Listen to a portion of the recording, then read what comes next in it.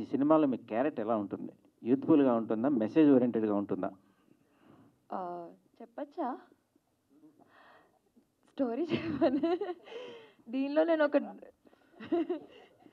దీనిలో నేను ఒక అవేర్నెస్ ఇచ్చే ఒక డాక్టర్ని. ఒక డాక్టర్ అవేర్నెస్ ఇస్తా. అదే నా క్యారెక్టర్. అంటే డాక్టర్గా ఉంటూ లవ్లో పడి అతను ప్రేమించుకుంటారు. డాక్టర్లు ప్రేమించకూడదని లేదు కదండి ఎక్కడ. ఒక ఒక మంచి ఎడ్యుకేటెడ్ డాక్టర్ ఒక రౌడీ అబ్బాయికి ఎలా పడుతుంది అన్నది స్టోరీ.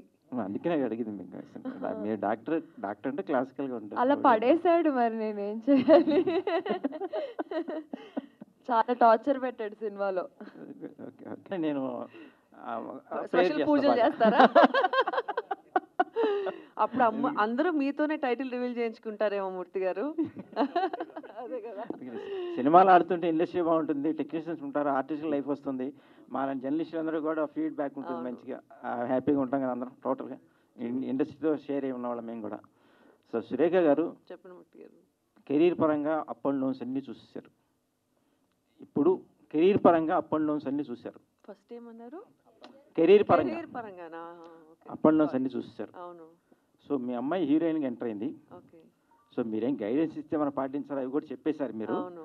సో మీరు ఎలా ఉంటే మీ అమ్మాయి బాగుంటుందని మీరు అనుకున్నారు ఈ సినిమాలోనా? ఈ సినిమాలో ఫర్దర్గా క్యారెక్టర్ చేసే క్యారెక్టర్సా? డెఫినెట్గా కెరీర్ బాగుండాలని కోరుకుంటాం, మంచి స్థాయిలో ఉండాలని కోరుకుంటాం. సక్సెస్ఫుల్ కెరియర్ వస్తే హ్యాపీగా ఫీల్ అవుతాం. అంటే ఏ ఉద్దేశం, అంటే ఎటువంటి క్యారెక్టర్స్ చేస్తే అమ్మాయికి లైఫ్ వస్తుంది? ఏ ఆర్టిస్ట్ అన్నాక ఏ క్యారెక్టర్ అన్నా చేయగలగాలి కదా మూర్తి గారు. అంతే. అది ఏదైనా తను చేయగలగాలి, ఆ సత్తా తనకు రావాలనుకుంటా, అంతే. సో ఆల్ ది బెస్ట్, మీ ఆలోచన మంచిదే. ఓకే. సాంగ్ షూట్ చేస్తారు కదా సార్, సో ప్లానింగ్ అంతా కూడా.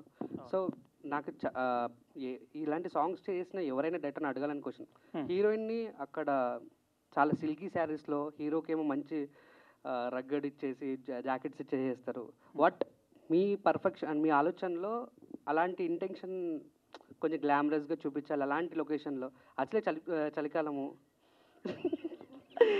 అందులోనూ ఇప్పుడు అది మీ ఫ్యాంటసీయా, లేదంటే అందరు కూడా అంటే మ్యాక్సిమం అన్ని సినిమాలలో కూడా మంచు పర్వతాలు చూడంగానే హీరోయిన్ పాపం చాలా చాలా I mean silk sari, yeah, అది యూజ్ చేస్తారు. అది ఏమిటి ఫ్యాంటసీ? యా. ఫస్ట్ ఈ సాంగ్ విన్న తర్వాత మా ఇంట్రెస్ట్ కూడా ఉన్నింది చాలా, ఈ సాంగ్కి చాలా బాగా చేయాలి అని. తర్వాత మంచు ప్రదేశం అన్నాక నేనే అన్నాను శారీస్ వేసుకుంటాను అని, కొంచెం కష్టం అని తెలిసినా కానీ ఇంకొక కండిషన్ కూడా పెట్టాను మాస్టర్కి, దట్ నేను శారీస్ వేసుకుంటే ఓకే, అలా అని అమ్మరికి మీరు జాకెట్లు గీకెట్లు అన్నీ వేసేసి ఉంటే నేను ఒప్పుకోను, అమ్మరికి కూడా చలేయాలి అని చెప్పి. సో ఒక దాంట్లో ఉంటుంది చూడండి, సో అమ్మరికి కూడా ట్రాన్స్పరెంట్ వేసుకున్నాడు. సో ఇద్దరము చలిపడి కష్టపడ్డాం.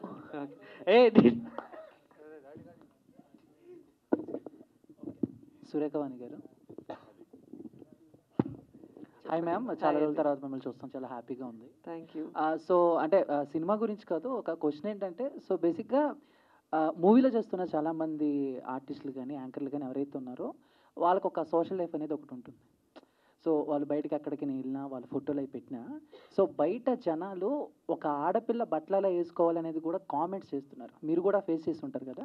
సో ఏం చెప్తారు? సో బేసిక్గా అంటే మీ లైఫ్లోకి వచ్చేసి మీరు ఎలా ఉండాలి, మీరు ఎంతలో ఉండాలి అని కామెంట్ చేసే వాళ్ళకి మీరు ఏం చెప్తారు? సో బేసిక్ ఒక్కొక్కటి పర్సెప్షన్ ఒక్కొక్కలా ఉంటుందండి. ఇప్పుడు ఇక్కడ ఉన్న అన్ని బుర్రలు ఒకలాగే ఆలోచించలేం కదా. వాడేదో అలా ఆలోచించుకున్నాడు, వాడు అలా రాసుకుంటున్నాడు, అది వాడి పర్సెప్షను.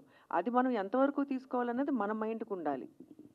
డెఫినెట్గా ఒకసారి చదువుకుంటే ఫస్ట్ ఒకసారి ఎప్పుడో చెప్పే ఇలాగే ఇదివరకు కామెంట్ చూస్తే మేమిద్దరము రియాక్ట్ అయ్యి దానికి కామెంట్ చేసి ఇట్లా చేసేవాళ్ళం. తర్వాత చూసి నవ్వుకోవడం స్టార్ట్ చేసాం. సో అసలు దాని తర్వాత మాట్లాడుకోవడం మానేసాం. అంతే. అంటే మీరు ఎప్పటి నుంచో ఇండస్ట్రీలో ఉన్నారు.